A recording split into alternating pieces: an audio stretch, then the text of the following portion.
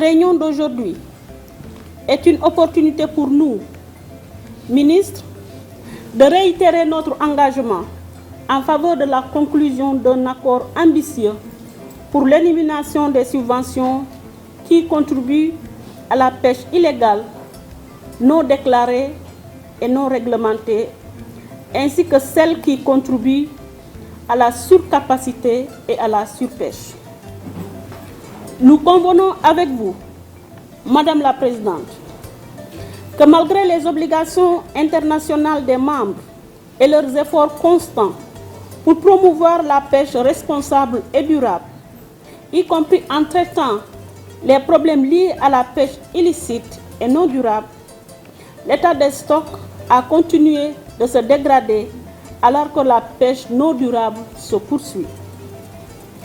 Il en ressort clairement que le management de la pêche a ses limites et ne saurait constituer la base de disciplines ambitieuses sur les subventions à la pêche à l'Organisation mondiale de l'OMC.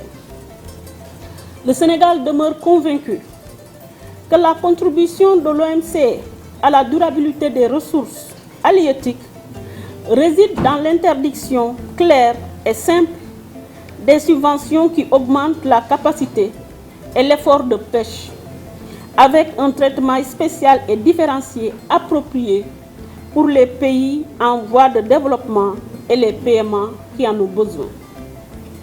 Cependant, afin de parvenir à une conclusion de ces négociations cette année, après 2 décennies de discussions, notre pays reste ouvert au dialogue, y compris des compromis si nécessaires, tenant compte de nos préoccupations fondamentales ci-après. Premièrement, l'exclusion de la pêche artisanale des disciplines sur les subventions à la pêche est impérative. Nous saluons à cet égard les modifications apportées à l'article 5.5b, même si du travail reste encore à faire, afin d'assurer que cette catégorie vulnérable d'acteurs de la pêche ne soit pas négativement impactée par les disciplines. Deuxièmement, le Sénégal considère la gestion des pêcheries comme une prérogative de l'État, conformément à ses engagements internationaux et son droit national. À cet égard, le contenu et la portée de la démonstration visée à l'article 5.1.1 du texte actuel devraient être clarifiés. Le Sénégal a déjà fait des propositions textuelles dans ce sens et reste disponible à s'engager sur ces bases avec les membres.